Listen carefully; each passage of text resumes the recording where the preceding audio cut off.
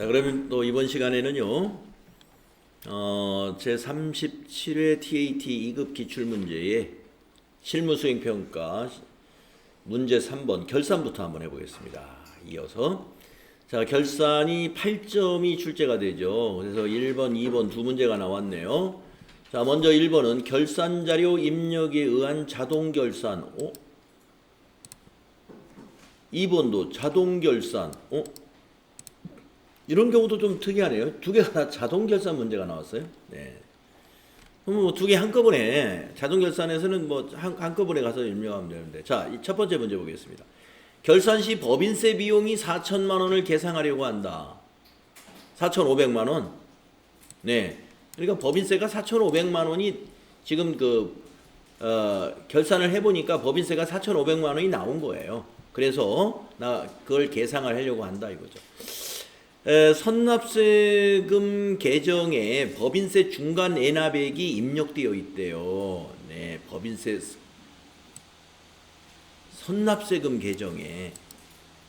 네. 그러면 선납세금을 가서 조회해 봐야 되겠네요. 그래서 그것을 법인세로 먼저 대체를 시켜야 됩니다. 자, 그러면 전체 메뉴 가셔서 계정별 원장에 가가지고 선납세금을 찾으되고 1월 1일부터 12월 31일 계정 과목은 선납세금을 이렇게 조회를 했더니 네, 잔액 2,750만 원이 있더라 이겁니다. 2,750만 원 이것을 법인세로 대체해야 됩니다. 그래서 이건 결산분계니까 일반 전표에 가서 2,750만 원을 12월 31일자 선납세금을 이제 대변에 적어야죠. 그래서 대변에 선납세금 2,750만 원 맞나요? 네, 맞죠. 상계시키고 차변에 이걸 법인세로 법인 비용으로 이제 대체시키는 거예요. 998번 법인세 등 2,750만 원. 자, 이렇게 일반 전표에 한번 넣어야 됩니다. 그리고 우리는 전체 메뉴에 가서 결산자료 입력에다가 기간은 1월부터 12월 해서 주 끝에 여기다 입력합니다. 그러면 얼마를 입력해야 되느냐? 4,500에서 이걸 빼야 돼요. 4,500만 원에서 계산기를 4,500 빼기 방금 2,750 있죠? 2,750만 원. 1,750만 원을 여기다 입력합니다. 그리고 엔터 치면 여기가 4,500으로 법인세 등이 정리가 되겠습니다. 자, 좀 이따 전표 추가는 한꺼번에 누르기로 하고요. 그 밑에도 보니까 밑에 문제도 자동결산 문제니까 전표 추가 한 번만 하면 되겠죠. 자, 자료 무형자산 내역 상표권, 취득일자, 취득금액, 정액법. 자, 제시된 자산에 대해서만 감가상각을 하기로 한다. 고정자산 등록 메뉴에 등록하여 상표권에 대한 무형 고정자산 상각비를 계상하고 결산에 반영하시오. 알겠습니다. 자, 그러면 고정자산 등록을 먼저 해야 되겠네요. 자, 이거 결산자료 그대로 놔두시고 고정자산 등록창을 열어서 엔터해서 계정 과목을 F2 눌러서 이게 뭐였죠? 무형 고정자산의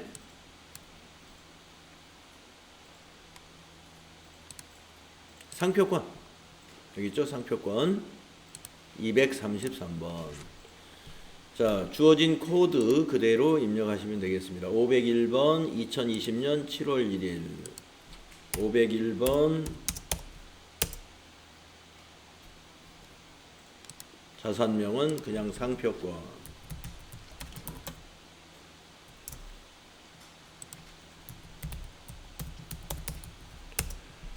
취득일은 2020년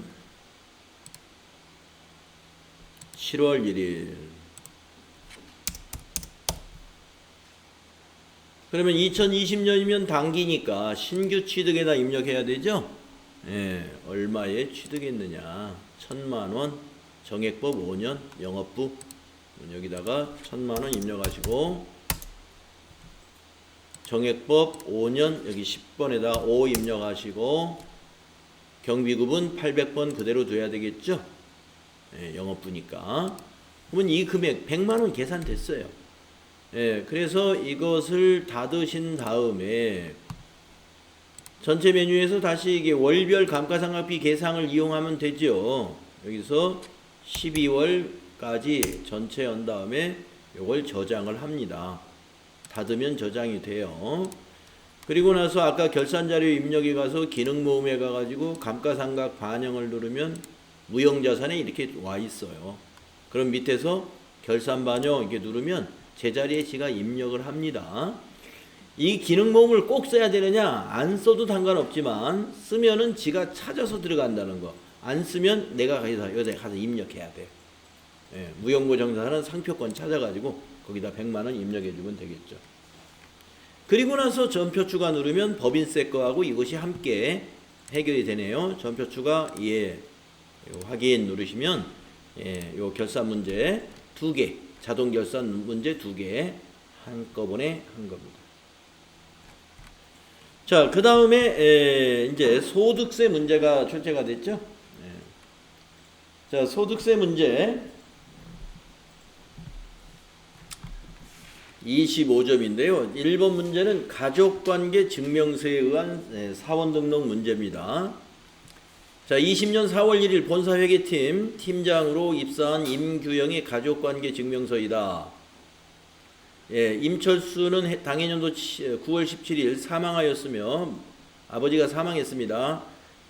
당시 장애인 복지법에 따른 장애인이었어요. 그러면 당해년도에 사망하신 분은 당해년도에 살아계신 걸로 쳐야 돼요. 그렇죠? 그리고 이 장애인 추가 공개도 되겠습니다. 모 김수님 소득이 없다. 네, 모치는 나이만 되면 해당이 되고요. 배우자 이영숙은 일용근로소득이 있어요. 일용근로소득은 없는 걸로 보니까 배우자는 나이를 안 따지기 때문에 무조건 기본 공개됩니다. 자녀 임재영은 초등학교에 다니고 있으며 영어 말하기 경진대회에서 상금 100만 원까지는 상관이 없죠. 네, 그래서 초등학생 20세 이하로 입력하면 됩니다. 자녀 임세영은 어린이집에 다니고 있어요. 네, 입력하면 됩니다. 형제인 임규철은 무직자로 현재 재취업을 준비하고 있으며 실업급여 200만 원을 받은 바가 있다. 실업급여는 비과세예요. 네. 자, 그러면 아니다. 비과세하고 소득하고는 관계가 없죠. 네네. 그래서 이 실업급여가 200만 원의 근로소득이 있는 걸로 보면 됩니다. 자, 그런데 나이를 봐야 되겠죠. 네, 세부담은 최소화하는 방법으로 선택한다. 자, 그러면 형제 몇 년생이냐? 네. 형제인 임규철의 나이를 보니까 85년생이죠. 자, 형제는 말이죠. 뭐를 봐야 돼요? 나이를 봐야 되죠. 20세 이하이거나 60세 이상이어야 되죠. 근데 85년생이면 지금 30대죠. 예, 그래서 나이 때문에 안 됩니다. 자, 그래서 우리는 어떻게 입력을 해야 되느냐? 자, 부친의 사망은 요 사망은 관계 없어요. 자, 그래서 이걸 보고 사원 등록을 하러 갑니다. 이제 인사 메뉴에 가야 되죠. 인사급여에 가서 사원 등록으로 넘어가 가지고 누구냐면은 임규영입니다. 임규영 선택하시고, 자, 배우자도 있고 하니까 한부모 아니죠. 세대주 맞고, 그 다음에 누구부터 입력하? 직계 존속부터 입력할까요? 네, 그래서 소득자의 직계 존속 60세 이상. 자, 주민번호가 어떻게 되느냐? 540505 1 하나 둘 셋 넷 다섯 여섯 그 다음에 8. 자, 그리고 이 아버지는 장애가 있다고 그랬습니다. 그래서 장애 코드를 1번 장애인 복지법 1번 선택해 주시면 되겠고, 그 다음에 모친이 있었죠. 네. 그래서 1번 직계 존속 60세 이상 모친도 입력을 합니다. 임철수 이름 빼먹었네요. 그 다음에 밑에 모친은 김수님, 주민번호 580402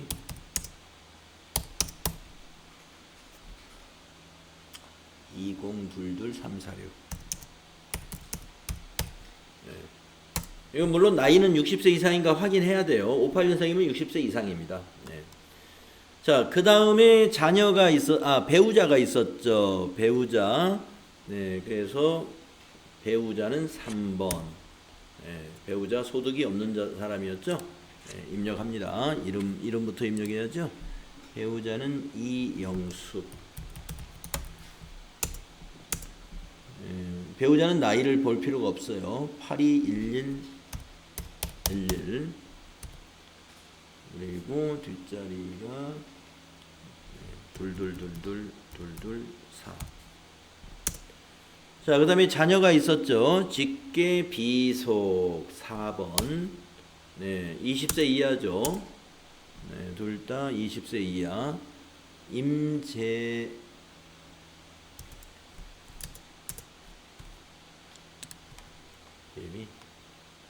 임재영, 임세영 이렇게 되는군요.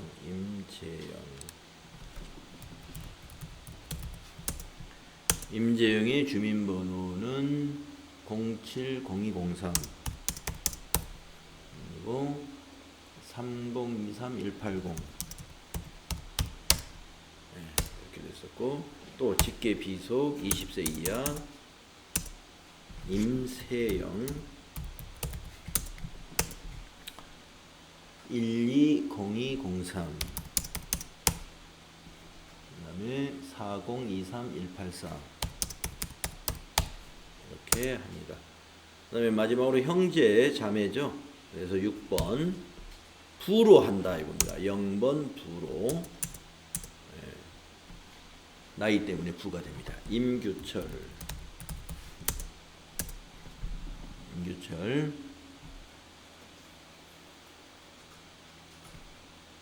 그 다음에 85091호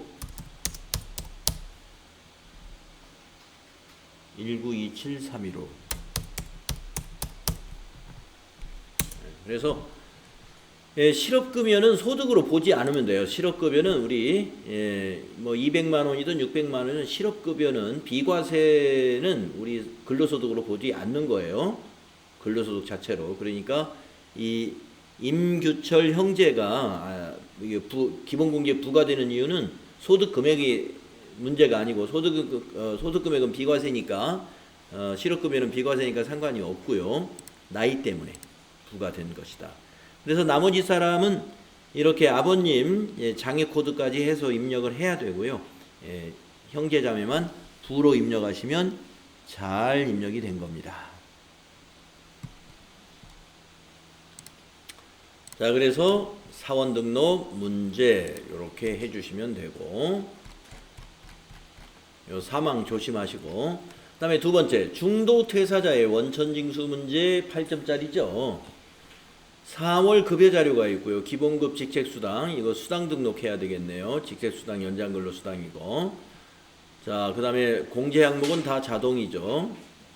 네, 그런데 이거는 만들어야 되죠. 네, 건강보험료 정산과 장기요양보험료 정산.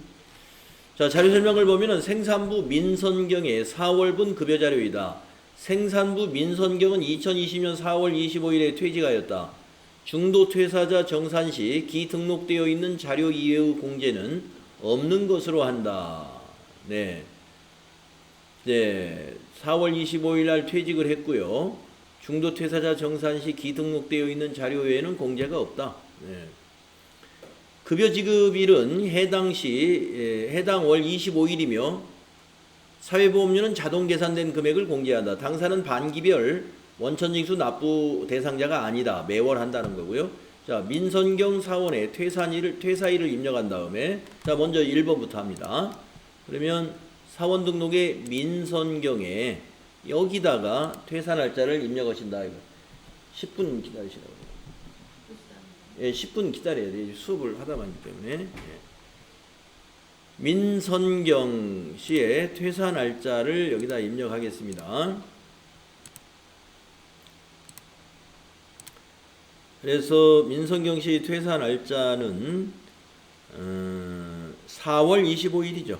그래서 여기다가 2020년 04월 25일을 입력을 한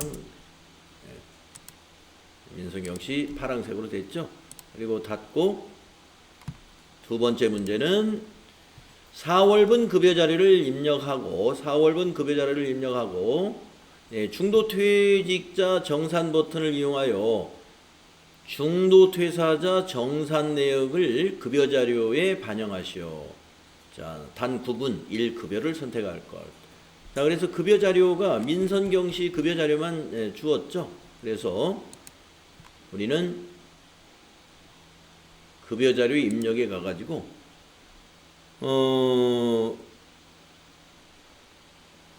뭐를 입력해야 돼요? 수당 등록을 먼저 해야 되죠? 다 돼 있어요? 네. 까지 코드를 더블 클릭해, 날짜를, 이게 지금 몇 월 급여인가요? 4월. 9분은 1번 급여로 해서 4월 2020년 4월 25일로 한다 그랬죠. 다 등록돼 있네요. 그러면 민선경 씨 자료만 입력하면 되겠군요. 민선경 선택하고 자, 입력을 합니다. 네, 기본급 180 입력하고 직책수당 30 전부 과세죠. 그리고 연장근로수당 50 연장근로수당 50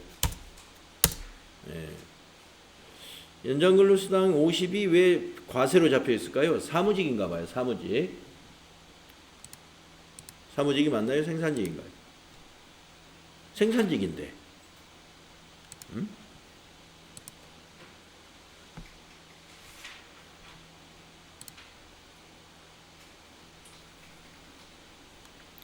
문제가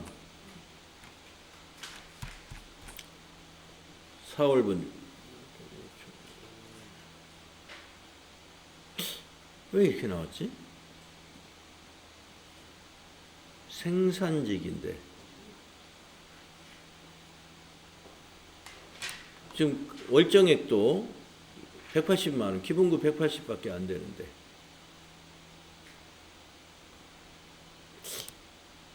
나는 직책수당을 30만원을 지어볼까? 그래도 마찬가지. 연장근로수당이 왜 과세로 잡혀 있을까요? 생각 안 해보셨어요?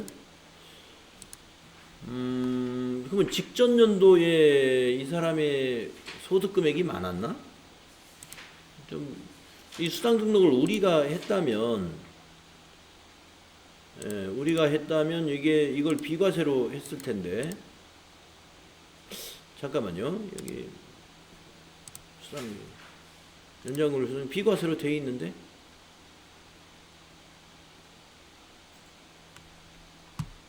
연장근로 비과세. 자, 다시 입력을 해보겠습니다. 여러분은 지금 뭘 어떻게 잡혀 있어요? 과세로 잡혀 있어요. 자, 우리가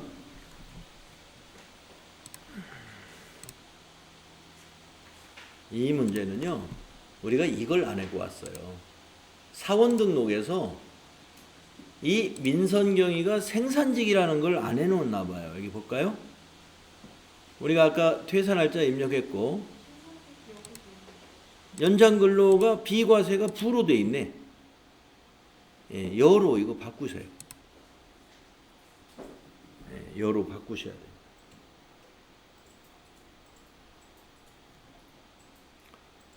생산직 사원이 연장 근로가 부가 아니라 여로 돼 있어야 됩니다. 네. 생산직 사원은 그렇죠? 그런데 여기가 부로 돼 있었어요? 입력이? 그렇다면은 아까 김현희 씨가 얘기한 직전 연도의 총 급여가 3천만 원을 오버했다. 예. 그래서 출제자가 여기를 부로 넣어놨다. 이렇게 가정을 하면 되겠네요. 예, 여기를 부로 해놓으면은 거기 부로 해놨기 때문에 아까 180만 입력해도 비과세로 안 잡혔단 말이에요. 이것 때문에 그럽니다. 근데 이거의 판단은 이제 직전 연도의 총 급여가 3천만 원 넘었느냐 안 넘었느냐. 예, 그걸 가지고 여기 결정을 하는 거예요. 근데 이 문제에서 어디서 보더라도 거기 직전 연도에 대한 얘기가 없어요. 야, 이거 이 문제 하면서 비과세를 안 해서 빈정상에서 퇴사했을 수도 있어요. 응? 비과세를 안 해서 빈정상에서 퇴사했을 수도 있어요. 그랬어요? 네. 사실상에 빈정상에서 퇴사하는 경우가 많거든요. 아, 예. 이 문제는 그런 좀 시비가 붙겠는데요. 예, 요거는 이거 입력하면서 사람들이 고민할 수가 있거든요. 이거 급여 자료 입력하는데 왜 이거 비과세로 안 들어가나 하고. 네, 기출 문제죠. 네, 그런데 아무 언급이 없었으니까 사원 등록에서 그거를 비과세로 바꿔야 될 바꿔야 될지 말아야 될지 고민이 생기는 거예요. 그래서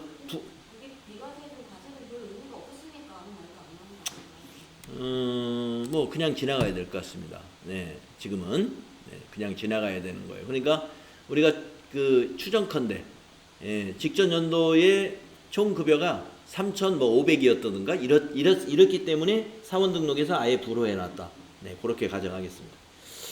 네, 그래서 가족 수당 10만 원 입력하시고 안 바꿨어요, 제가. 네, 그냥 부로 해놨어요. 재계산 눌러보세요. 여기 위에. 바꿨으면 위에서 재계산 눌러보세요. 사원 등록에서 그냥 그 대신 월정액을 여기 두 개만 넣어야지. 밑에 거 가족수당이나 월차수당은 넣지 말아야죠. 예. 가족수당, 월차수당을 넣어버리면 월정액이 210만 원 넘어버리니까 거기에 걸려서 비과세가 안 잡히고, 예. 자가운전보조금 20만 원. 그래서 지금 비과세 잡힌 게 자가운전보조금만 해당이 잡혔군요. 그래서 이대로 급여자료 입력은 이대로 저장을 위에서 이거 해야죠. 중도투자자 정산 반영하라. 예. 다시 한번 삭제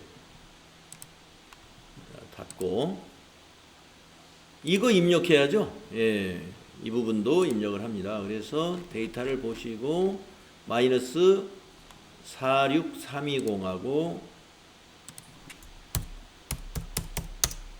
그리고 마이너스 2950하고 네, 이거 입력해 줘야 됩니다. 그리고 중도 퇴사자 정산을 하면 소득세 계산이 일어납니다. 네. 반영하시면 여기 소득세 마이너스로 계산이 일어나죠.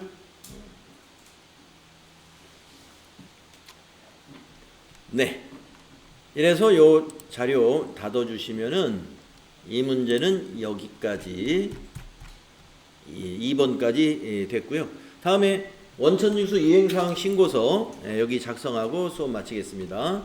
그래서 원천징수 이행사항 신고서는 전체 메뉴에 가가지고 원천징수 이행사항 신고서 해서 귀속기간은 4월부터 4월, 지급기간도 4월부터 4월 이렇게 해서 작성하신 다음에 저장해 두시면 되죠. 위에 있는 저장 이해하시면 되겠습니다. 자, 오늘 좀 시간이 부족해가지고 뒤에 연말정산은 다음 시간에 해야 될 것 같습니다. 네, 여러분 오늘 수고 많이 했습니다. 네.